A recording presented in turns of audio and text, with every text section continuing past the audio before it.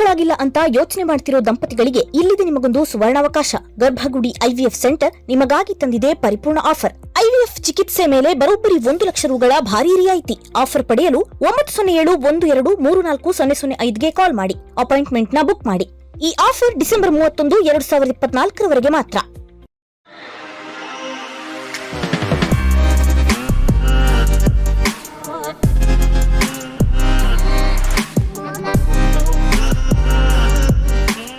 Hi friends, ದಿನದ ಎಲ್ಲ ಪ್ರಮುಖ ಸುದ್ದಿಯನ್ನ ನಿಮಗೆ ತಲುಪಿಸೋ mastmaga.comನ ಫುಲ್ ನ್ಯೂಸ್ಗೆ ಸ್ವಾಗತ. ನಾನು ಅಮರ್ ಪ್ರಸಾದ್. ದಿಲ್ಲಿಯಲ್ಲಿರೋ ಸಿಂಗ್ರ ನಿವಾಸದಲ್ಲಿ ಅವರ ಪಾರ್ಥಿವ ಶರೀರ ಇರಿಸಲಾಗಿದೆ. ರಾಷ್ಟ್ರಪತಿ ದ್ರೌಪದಿ ಮುರ್ಮು, PM ನರೇಂದ್ರ ಮೋದಿ, ಲೋಕಸಭೆ ವಿಪಕ್ಷ ನಾಯಕ ರಾಹುಲ್ ಗಾಂಧಿ, ಸೋನಿಯಾ ಗಾಂಧಿ, ಕೇಂದ್ರ ಗೃಹ ಮಂತ್ರಿ ಅಮಿತ್ ಶಾ, AICC ಅಧ್ಯಕ್ಷ ಮಲ್ಲಿಕಾರ್ಜುನ ಖರ್ಗೆ, ರಕ್ಷಣಾ ಮಂತ್ರಿ ರಾಜನಾಥ್ ಸಿಂಗ್ ಸೇರಿ ಹಲವು ಗಣ್ಯರು ಭೇಟಿ ನೀಡಿ ಸಿಂಗ್ರ ಅಂತಿಮ ದರ್ಶನ ಪಡೆದರು. ಬಳಿಕ ಮೋದಿ ಸಿಂಗ್ ನಿಧನ ದೇಶಕ್ಕೆ ತುಂಬಲಾರದ ನಷ್ಟ ಅಂತ ಹೇಳಿದ್ರು. ಹೀಗೆ ಮನಮೋಹನ್ ಸಿಂಗ್ ಅವರ ನಿಧನಕ್ಕೆ ದೇಶದ ಎಲ್ಲರಿಂದಲೂ ಸಂತಾಪ ಕಂಬನಿ ವ್ಯಕ್ತವಾಗಿದೆ. ಕೇಂದ್ರ ಸರ್ಕಾರ ಸಿಂಗ್ ಅವರಿಗೆ ಗೌರವ ಸಲ್ಲಿಸೋಕೆ 7 ದಿನ ಅಂದರೆ ಜನವರಿ 1ರವರೆಗೆ ಶೋಕಾಚರಣೆ ಘೋಷಿಸಿದೆ. ಶನಿವಾರ ಬೆಳಗ್ಗೆ ಸಿಂಗ್ರ ಪಾರ್ಥಿವ ಶರೀರವನ್ನು ಅವರ ನಿವಾಸದಿಂದ ದಿಲ್ಲಿಯ AICC ಪ್ರಧಾನ ಕಚೇರಿಗೆ ತಗೊಂಡು ಹೋಗಲಾಗುತ್ತೆ. ಅಲ್ಲಿ ಅಂತಿಮ ದರ್ಶನಕ್ಕೆ ವ್ಯವಸ್ಥೆ ಮಾಡಲಾಗಿದ್ದು ಬಳಿಕ ಅವರ ಅಂತ್ಯಕ್ರಿಯೆ ನಡೆಯುತ್ತೆ ಅಂತ AICC ಪ್ರಧಾನ ಕಾರ್ಯದರ್ಶಿ KC ವೇಣುಗೋಪಾಲ್ ತಿಳಿಸಿದ್ದಾರೆ. ಜೊತೆಗೆ ಯಮುನಾ ತೀರದಲ್ಲಿ ಮನಮೋಹನ್ ಸಿಂಗ್ರ ಸಮಾಧಿ ಸ್ಥಾಪಿಸೋಕೆ ಪ್ರತ್ಯೇಕ ಜಾಗ ಗುರುತಿಸಿ ಅಂತ ಕಾಂಗ್ರೆಸ್ ಕೇಂದ್ರಕ್ಕೆ ಮನವಿ ಮಾಡಿದೆ. ಇಂಟ್ರೆಸ್ಟಿಂಗ್ ಅಂದ್ರೆ ಈ ಹಿಂದೆ ಯಮುನಾ ತೀರದಲ್ಲಿ ಜಾಗದ ಕೊರತೆ ಇದೆ ಅಂತ ಮನಮೋಹನ್ ಸಿಂಗ್ ಸರ್ಕಾರದ ಅವಧಿಯಲ್ಲಿನೇ ಈ ರೀತಿ ಪ್ರತ್ಯೇಕ ಸ್ಮಾರಕದ ಬೇಡಿಕೆಗಳನ್ನ ತಗೊಳ್ಳೋದನ್ನು ನಿಲ್ಲಿಸಲಾಗಿತ್ತು. 2013ರಲ್ಲಿ ರಾಜ್ಘಾಟ್ ಬಳಿ ರಾಷ್ಟ್ರೀಯ ಸ್ಮೃತಿ ಸ್ಥಳ ಅಂತ ರಾಷ್ಟ್ರೀಯ ನಾಯಕರಿಗಾಗಿ ಸಾಮೂಹಿಕ ಈ ಒಂದು ಸ್ಮಾರಕದ ರೀತಿಯ ಜಾಗವನ್ನ ಮಾಡಲಾಗಿತ್ತು. ಆದರೆ ಈಗ ಮನಮೋಹನ್ ಸಿಂಗ್ರಿಗೆ ಸಪರೇಟ್ ಸ್ಮಾರಕಕ್ಕೆ ಕಾಂಗ್ರೆಸ್ ಯಮುನಾ ತೀರದಲ್ಲಿ ಜಾಗ ಕೇಳಿದೆ. ಇನ್ನೊಂದು ಗಮನಿಸಬೇಕಾಗಿರೋ ಅಂಶ ಅಂದ್ರೆ ಕಾಂಗ್ರೆಸ್ ಇಲ್ಲಿ ತನ್ನ ಮೇಲಿರೋ ಕಳಂಕವನ್ನ ಕಮ್ಮಿ ಮಾಡ್ಕೊಳ್ಳೋಕೆ ಪ್ರಯತ್ನ ಪಡ್ತಾ ಇದೆ. ಗಾಂಧಿ ಕುಟುಂಬದ ಹೊರತಾಗಿ ಕಾಂಗ್ರೆಸ್ ತನ್ನ ಧೀಮಂತ ನಾಯಕರನ್ನ, ದೇಶಕ್ಕೆ ಅವರು ಕೊಟ್ಟ ಕೊಡುಗೆಯನ್ನ ಸ್ಮರಿಸೋದೇ ಇಲ್ಲ. ಸರ್ದಾರ್ ಪಟೇಲ್ರನ್ನ ಸ್ಮರಿಸಲ್ಲ, ಲಾಲ್ ಬಹದ್ದೂರ್ ಶಾಸ್ತ್ರಿ ಅವ್ರನ್ನ ಇವರು ಸ್ಮರಿಸೋದಿಲ್ಲ. ಈ ಮುಂಚೆ ಅಂಬೇಡ್ಕರ್ ಅವ್ರ ಬಗ್ಗೆನೂ ಜಾಸ್ತಿ ಇವ್ರು ತಲೆ ಕೆಡಿಸ್ಕೋತಿರ್ಲಿಲ್ಲ, ಅವ್ರನ್ನ ಬಹಳ ಹಿಂದಕ್ಕೆ ಇಟ್ಬಿಟ್ಟಿದ್ರು ಅನ್ನೋ ಟೀಕೆಗಳನ್ನ ಇವರು ಫೇಸ್ ಮಾಡ್ತಾರಲ್ವಾ. ಜೊತೆಗೆ ನರಸಿಂಹ ರಾವ್ ಅವ್ರನ್ನ ಕೂಡ ಸರಿಯಾಗಿ ನಡೆಸ್ಕೊಂಡಿಲ್ಲ ಅನ್ನೋ ಟೀಕೆ ಇತ್ತು. ಅವರ ಪಾರ್ಥಿವ ಶರೀರವನ್ನ ಕಾಂಗ್ರೆಸ್ ಆಫೀಸಿಗೆ ತರಕ್ ಬಿಡ್ಲಿಲ್ಲ, ದಿಲ್ಲಿ ಅವರಿಗೆ ಒಂದು ಅಂತಿಮ ಸಂಸ್ಕಾರ ಮಾಡಕ್ ಬಿಡ್ಲಿಲ್ಲ, ಹೈದರಾಬಾದಿಗೆ ಕಳಿಸಲಾಯಿತು ಅನ್ನೋ ಟೀಕೆಯನ್ನ ಫೇಸ್ ಮಾಡ್ತಿತ್ತು. ಸೊ ಈಗ ಮನಮೋಹನ್ ಸಿಂಗ್ ಅವರ ವಿಚಾರದಲ್ಲಿ ಕಾಂಗ್ರೆಸ್ ಬೇಗನೆ ಇವರನ್ನ ಕೂಡ ಬೇರೆ ಪಾರ್ಟಿಯವರು ಅವ್ರ ಲೀಡರ್ ಮಾಡ್ಕೊಳ್ಳೋಕ್ಕಿಂತ ಮುಂಚೆ ತಾನು ಯಾವ ರೀತಿ ತನ್ನ ನಾಯಕನ ವಿಚಾರದಲ್ಲಿ ಜವಾಬ್ದಾರಿಯಿಂದ ವರ್ತಿಸಬೇಕು ಆ ರೀತಿ ವರ್ತಿಸೋಕೆ ಕಾಂಗ್ರೆಸ್ ಶುರು ಮಾಡಿದೆ.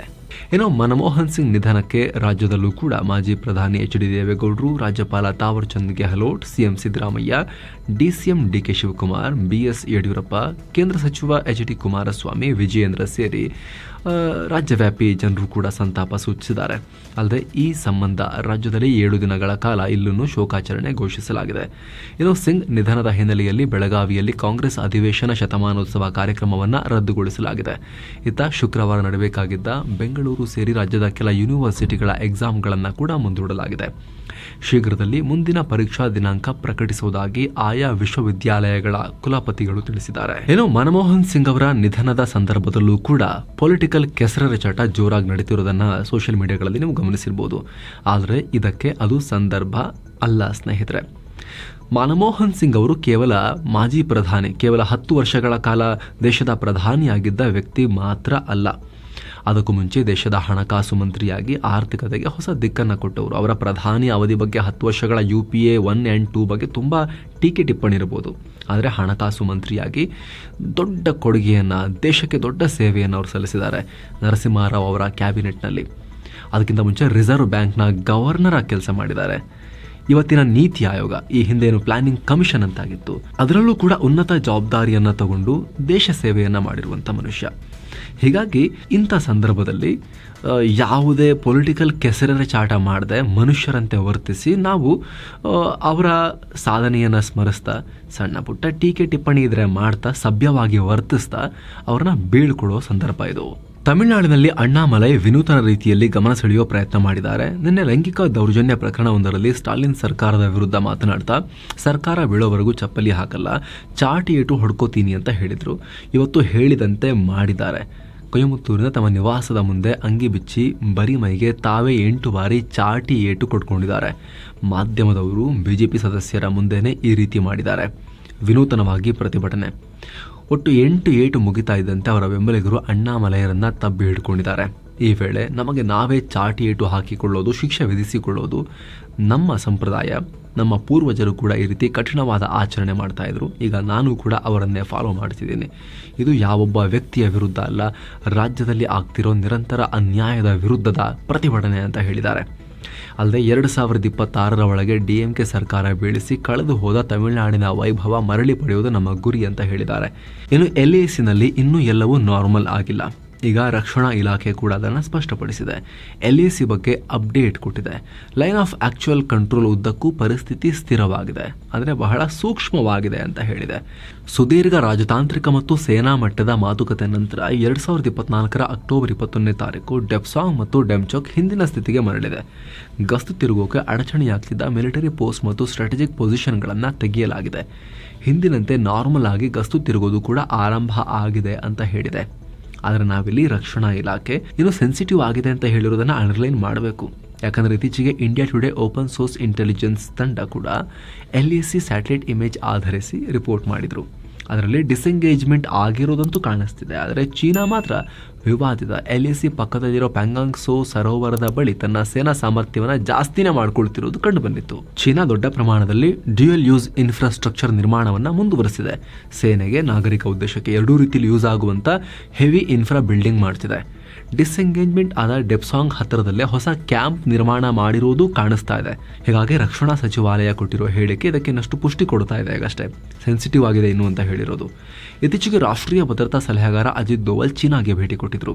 ಆದರೂ ಪರಿಸ್ಥಿತಿ ಕಂಪ್ಲೀಟ್ ಆಗಿ ನಾರ್ಮಲ್ ಆಗಿಲ್ಲ ಅನ್ನೋದು ಇಲ್ಲಿ ಕಾಣಿಸ್ತಾ ಇದೆ. ಪ್ರಕ್ರಿಯೆ ನಡೀತಾ ಇದೆ, ಬಟ್ ಇನ್ನು ಇದು ಆನ್ ಗೋಯಿಂಗ್ ಪ್ರಕ್ರಿಯೆ. ಫುಲ್ ಫ್ರೆಂಡ್ಶಿಪ್ಪು, ನಾವಿನ್ನೇನು ಫ್ರೆಂಡ್ಶಿಪ್ ಡೇದು ಎಲ್ಲ ಕಟ್ಕೋಬೋದು, ಬ್ಯಾಂಡ್ ಹಾಕೋಬೋದು, ಆ ಲೆವೆಲಿಗೆ ಹೋಗಿಲ್ಲ. ಪಾಕಿಸ್ತಾನದಲ್ಲಿ ಭಾರತ ವಿರೋಧಿಗಳಿಗೆ, ಭಾರತದ ಶತ್ರುಗಳಿಗೆ ಇದ್ದಕ್ಕಿದ್ದ ಹಾಗೆ ಆರೋಗ್ಯ ಕೈಕೊಡೋಕೆ ಶುರುವಾಗಿದೆಯಪ್ಪ. ಹೃದಯಾಘಾತ ಆಗೋದೆಲ್ಲ ಆಗೋಕ್ಕೆ ಶುರುವಾಗಿದೆ.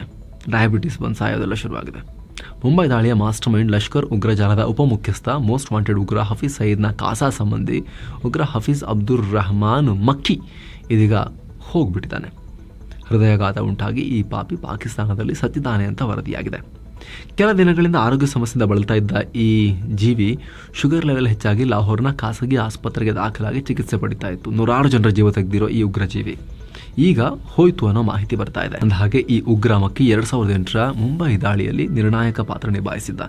166 ಜನರ ಜೀವ ತೆಗೆಯೋದ್ರಲ್ಲಿ 2008ರಲ್ಲಿ ನಡೆದ ಕೆಂಪುಕೋಟೆ ದಾಳಿಯಲ್ಲೂ ಕೂಡ ಮುಖ್ಯ ಪಾತ್ರ ನಿಭಾಯಿಸಿದ್ದ.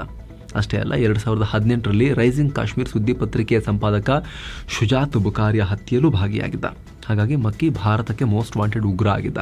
2019ರ ಮೇನಲ್ಲಿ ಪಾಕ್ನಲ್ಲಿ ಈ ಮಕ್ಕಿನ ಲಾಹೋರ್ನಲ್ಲಿ ಗೃಹ ಬಂಧನದಲ್ಲಿ ಇಡಲಾಗಿತ್ತು. ಪಾಕ್ ಕೋರ್ಟ್ ಕೂಡ ಈತನನ್ನ ಭಯೋತ್ಪಾದನೆಗೆ ಹಣಕಾಸು ಒದಗಿಸಿದ ಪ್ರಕರಣದಲ್ಲಿ ದೋಷಿ ಅಂತ ಘೋಷಿಸಿ ಜೀವಾವಧಿ ಶಿಕ್ಷೆ ಕೊಟ್ಟುಬಿಟ್ಟಿತ್ತು. ಅದಾದಮೇಲೆ 2023ರಲ್ಲಿ ವಿಶ್ವಸಂಸ್ಥೆಯಲ್ಲಿ ಭದ್ರತಾ ಮಂಡಳಿ ಮಕ್ಕಿಯನ್ನು ಜಾಗತಿಕ ಉಗ್ರ ಅಂತ ಘೋಷಣೆ ಮಾಡಿತ್ತು. ಈಗ ಈತ ಮೃತಪಟ್ಟಿದ್ದಾನೆ ಅನ್ನೋ ಸುದ್ದಿ ಲಭ್ಯವಾಗ್ತಿದೆ. ಏನೋ ರಾಜ್ಯದಲ್ಲಿ ತೀವ್ರ ಚರ್ಚೆಗೆ ಕಾರಣವಾಗಿದ್ದ ವಕ್ಫ್ ಬೋರ್ಡ್ ಆಸ್ತಿ ವಿಚಾರ ಮತ್ತೆ ಮುನ್ನೆಲೆಗೆ ಬಂದಿದೆ. ಈ ಸಂಬಂಧ ರಾಜ್ಯ ಸರ್ಕಾರ ನೀಡಿದ ಮಾಹಿತಿ ಬಗ್ಗೆ ಜಂಟಿ ಸಂಸದೀಯ ಸಮಿತಿ ತೀವ್ರ ಅಸಮಾಧಾನ ಹೊರಹಾಕಿದೆ. ಸದ್ಯ ದೇಶದ ವಿವಿಧೆಡೆ ಸರ್ಕಾರಿ ಸಂಸ್ಥೆಗಳ ಸ್ವಾಧೀನದಲ್ಲಿರೋ ವಕ್ಫ್ ಆಸ್ತಿ ಬಗ್ಗೆ ಕೇಂದ್ರದ ಈ ಸಮಿತಿ ಪರಿಶೀಲಿಸ್ತಾ ಇದೆ. ಈ ಸಂಬಂಧ ವರದಿ ಕೊಡುವಂತೆ ಕರ್ನಾಟಕ ಸೇರಿ ವಿವಿಧ ರಾಜ್ಯಗಳಿಗೆ ಸೂಚಿಸಿದರು. ಅದರಂತೆ ಗುರುವಾರ ರಾಜ್ಯ ವಕ್ಫ್ ಮಂಡಳಿಯ ಮುಖ್ಯ ಕಾರ್ಯನಿರ್ವಹಣಾಧಿಕಾರಿ ಜಿಲಾನಿ ನೇತೃತ್ವದ ಅಧಿಕಾರಿಗಳ ತಂಡ ಮಾಹಿತಿ ಕೊಟ್ಟಿತ್ತು. ಆದರೆ JPC ಕರ್ನಾಟಕ ನಿಯೋಗ ನೀಡಿದ ಮಾಹಿತಿ ಸರಿಯಾಗಿಲ್ಲ ಅಂತ ಅಸಮಾಧಾನ ಹೊರಹಾಕಿದೆ. ಅಲ್ಲದೆ ಈ ಬಗ್ಗೆ ಮುಂದಿನ 15 ದಿನಗಳಲ್ಲಿ ಕ್ಲಿಯರ್ ಆಗಿ ಹೆಚ್ಚಿನ ಮಾಹಿತಿ ಕೊಡಿ ಅಂತ ರಾಜ್ಯ ಸರ್ಕಾರಕ್ಕೆ ಸೂಚಿಸಿದೆ. ಮತ್ತೊಂದು ಕಡೆ ರಾಜ್ಯ ವಕ್ಫ್ ಹಾಗೂ ಅಲ್ಪಸಂಖ್ಯಾತ ಇಲಾಖೆಯಲ್ಲಿ ದೊಡ್ಡ ಭ್ರಷ್ಟಾಚಾರ ಆಗಿದೆ ಅಂತ ಬಿಜೆಪಿ MLA ಬಸನಗೌಡ ಪಾಟೀಲ್ ಯತ್ನಾಳ್ ಆರೋಪಿಸಿದ್ದಾರೆ. ಮನಬಂದಂತೆ ಪೆಟ್ರೋಲ್ ಇಂಡೆಂಟ್ಗಳನ್ನು ಬಳಸಿಕೊಂಡು ಸರ್ಕಾರಿ ವಾಹನ ಚಾಲಕರು ಮತ್ತು ಪೆಟ್ರೋಲ್ ಸರ್ವಿಸ್ ಸ್ಟೇಷನ್ಗಳು ಭಾರಿ ಭ್ರಷ್ಟಾಚಾರ ಮಾಡ್ತಿದ್ದಾರೆ ಅಂತ ರಾಜ್ಯ ಸರ್ಕಾರದ ಮುಖ್ಯ ಕಾರ್ಯದರ್ಶಿಗಳಿಗೆ ಲೆಟರ್ ಬರೆದಿದ್ದಾರೆ. ಸರ್ಕಾರದ ಎಲ್ಲ ಇಲಾಖೆಗಳಿಗೂ ಇಂಧನ ಮಿತಿ ಮಾರ್ಗಸೂಚಿ ಹೊರಡಿಸಿ ಅಂತ ಆಗ್ರಹ ಮಾಡಿದ್ದಾರೆ.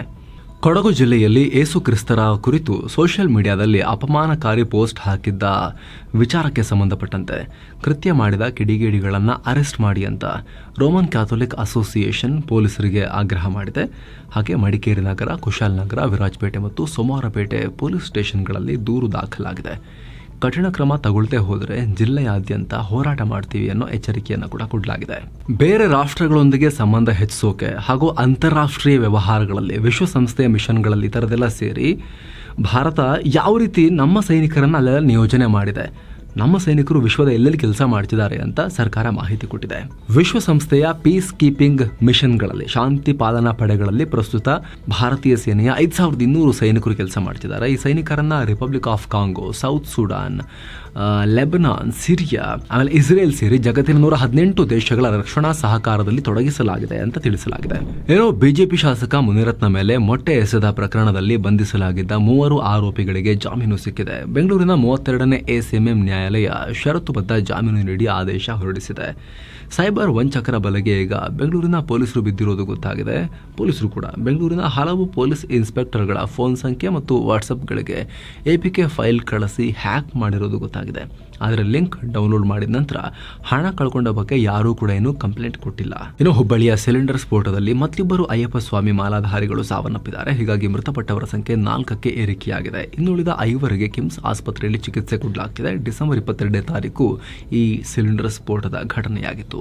ಲೈಂಗಿಕ ದೌರ್ಜನ್ಯದ ಕೇಸ್ನಲ್ಲಿ ಕಿರುತೆರೆ ನಟ ಚರಿತ್ ಬಾಳಪ್ಪ ಅವರನ್ನ RR ನಗರ ಪೊಲೀಸರು ಬಂಧಿಸಿದ್ದಾರೆ. ತನಗೆ ಪರಿಚಯ ಇದ್ದ ಗೆಳತಿಗೆ ಲೈಂಗಿಕ ದೌರ್ಜನ್ಯ ಎಸಗಿರುವ ಆರೋಪದ ಮೇಲೆ ಅರೆಸ್ಟ್ ಮಾಡಲಾಗಿದೆ. ಸ್ಟಾರ್ ಸುವರ್ಣದಲ್ಲಿ ಬರ್ತಾ ಇದ್ದ ಮುದ್ದು ಲಕ್ಷ್ಮಿ ಸೇರಿ ಹಲವು ಸೀರಿಯಲ್ಗಳಲ್ಲಿ ಇವರು ನಟಿಸಿದ್ದಾರೆ. ಏನೋ ಕರ್ನಾಟಕದಲ್ಲಿ ಮುಂದಿನ 2 ದಿನ ಮಳೆಯಾಗುತ್ತೆ ಅಂತ ಹವಾಮಾನ ಇಲಾಖೆ ಹೇಳಿದೆ. ಬೆಂಗಳೂರು, ತುಮಕೂರು, ಚಾಮರಾಜನಗರ, ಉತ್ತರ ಕನ್ನಡ, ಉಡುಪಿ, ದಕ್ಷಿಣ ಕನ್ನಡ ಸೇರಿ 21 ಜಿಲ್ಲೆಗಳಲ್ಲಿ ಮಳೆಯಾಗುತ್ತೆ ಅಂತ ಹವಾಮಾನ ಇಲಾಖೆ ಮಾಹಿತಿ ನೀಡಿದೆ.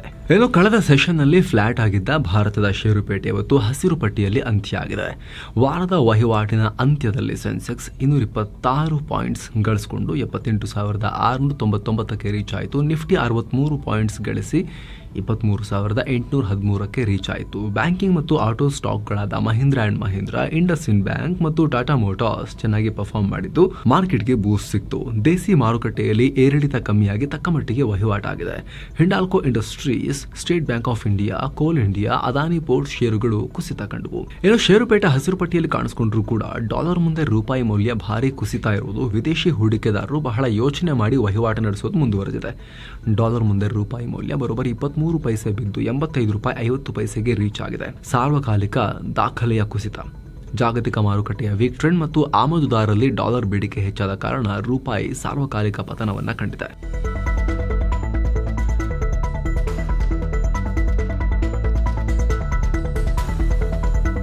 ಸೊ ಫ್ರೆಂಡ್ಸ್, ಇದಾಗಿತ್ತು ಇವತ್ತಿನ ಫುಲ್ ನ್ಯೂಸ್. ನಾವು ಕೊಯ್ದಿಲ್ಲ, ಎಳೆದಿಲ್ಲ, ಕಿರ್ಚಾಡಿಲ್ಲ, ಕೇವಲ ಸುದ್ದಿಯ ರೀತಿಯಲ್ಲಿ ನಿಮಗೆ ತಲುಪಿಸುವ ಪ್ರಯತ್ನವನ್ನು ಮಾಡಿದ್ದೀವಿ. ನಮ್ಮ ಈ ಪ್ರಯತ್ನ ನಿಮಗೆ ಇಷ್ಟ ಆಗ್ತಾ ಇದ್ದರೆ ದಯವಿಟ್ಟು mastmaga.com ಚಾನಲ್ಗೆ ಸಬ್ಸ್ಕ್ರೈಬ್ ಮಾಡಿ, ಪಕ್ಕದ ಬೆಲ್ ಐಕಾನ್ ಮೇಲೆ ಕ್ಲಿಕ್ ಮಾಡೋದನ್ನು ಯಾವುದೇ ಕಾರಣಕ್ಕೂ ಮರಿಬೇಡಿ. Thank you so much. ಮತ್ತೆ ಭೇಟಿ ಆಗ್ತಿರೋಣ.